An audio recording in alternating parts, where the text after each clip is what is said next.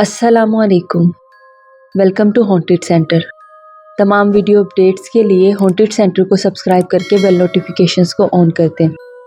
تو آئیے سنتے ہیں ایک سرخ بالوں والی چڑیل کی کہانی، جو ایک نومولود بچی کو ان کے والدین سے چھین کر اپنی دنیا میں لے گئی۔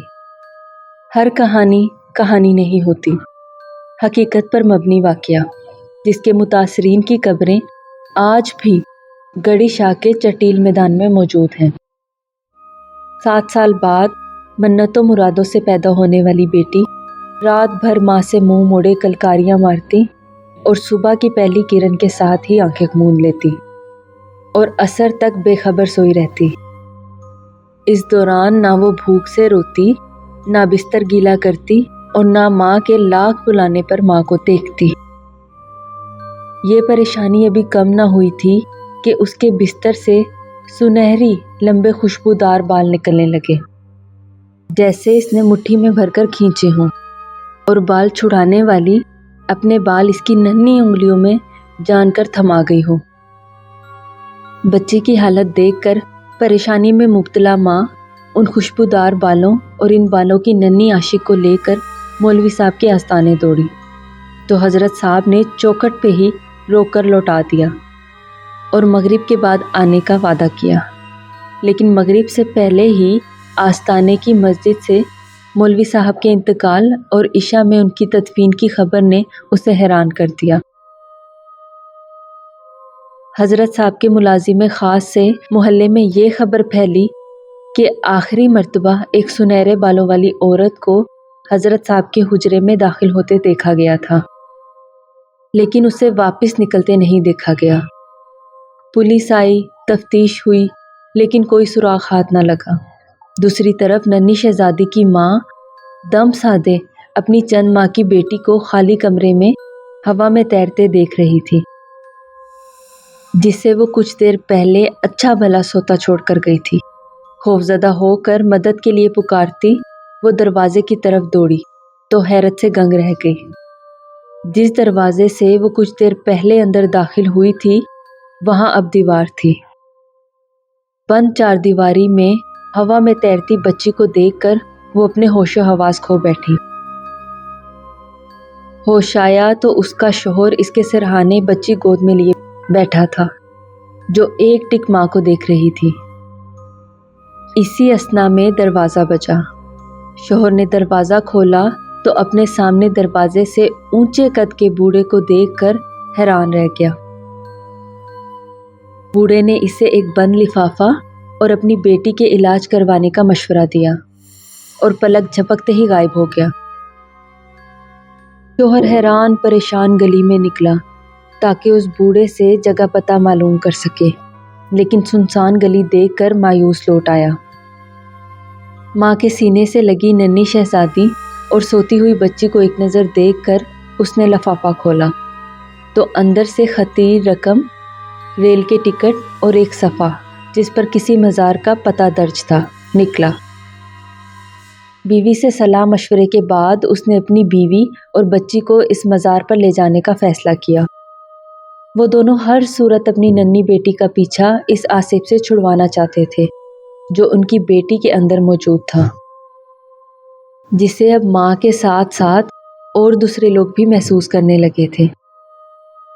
بوڑھے کے بتائے ہوئے مزار کی سیڑھیاں چڑھتے وہ دونوں حیران تھے، کیونکہ وہاں ان کے استقبال کے لیے دونوں طرف لوگ جمع تھے، جو ہر آنے جانے والے کا استقبال گلاب کی پتیوں سے کر رہے تھے۔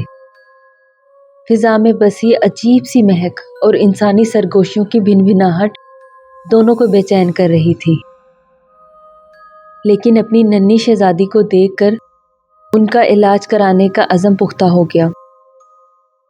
مزار کے اندر حیرت انگیز طور پر کوئی قبر نہیں تھی، لیکن گدی پر ایک سنہرے بالوں والی بزرگ عورت بیٹھی تھی، جس کے ارد گرد سینکڑوں عورتیں چہرے چھپائے مسلسل ورد میں مشغول تھیں۔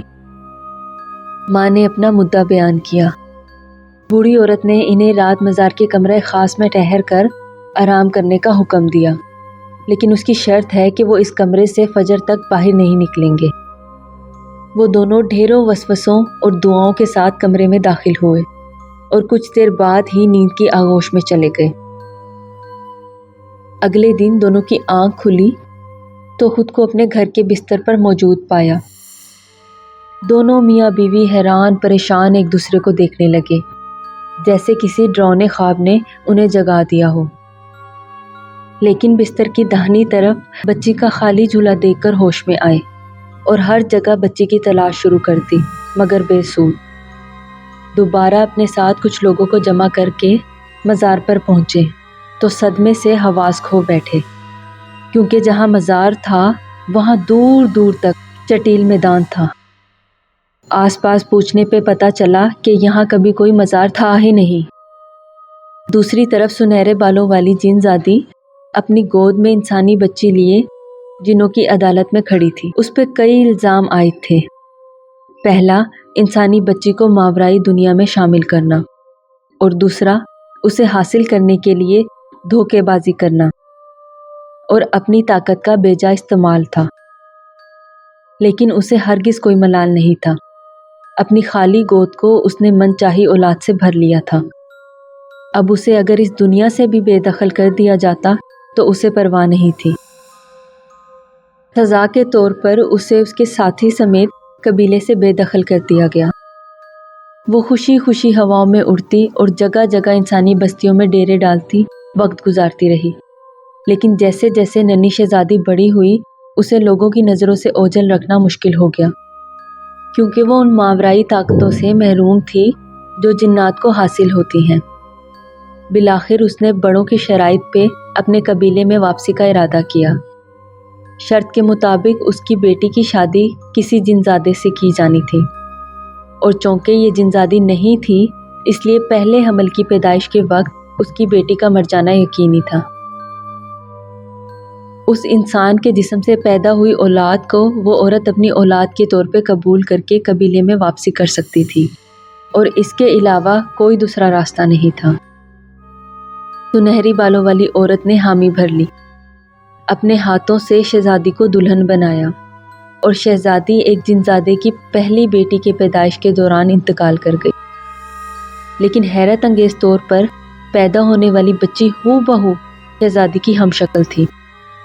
ماں اور باپ دونوں کی خصوصیات کے ساتھ پیدا ہونے والی بچی مکہ کے سفر کے دوران ایک انسان پر دل ہار بیٹھی۔ سالوں اس کا پیچھا کرتی رہی، کوئی طاقت اسے اس کے عشق سے پیچھے نہ ہٹا سکی۔ بالآخر اس انسان کے دل و جسم پہ قبضہ کر کے اس سے نکاح میں آ گئی، لیکن سزا کے طور پر اپنے قبیلے اور خاندان سے نکال دی گئی۔ اس کی ساری ماورائی طاقتیں چھین لی گئی۔ وہ جنزادے کے علاوہ کوئی اولاد پیدا نہیں کر سکتی تھی۔ صحرا، ریگستان، جنگلات ان کے سفر نہیں کر سکتی تھی۔ انسانوں میں رہتی ہے لیکن گھل مل نہیں سکتی۔ اس کی حقیقت سوائے اس کے شوہر کے اور کوئی نہیں جانتا۔ دنیا کے سامنے انسانوں میں انہی جیسی انسانی شکل میں ایک بھرپور اور اپنے شوہر کے ساتھ ایک خوبصورت زندگی گزارنے والی تنہا جنزادی آج بھی اپنے آس پاس دکھنے والے نومولود بچوں کے آس پاس اپنی خوشبو اور ہاتھوں میں اپنے سنہری بال چھوڑ آتی ہے۔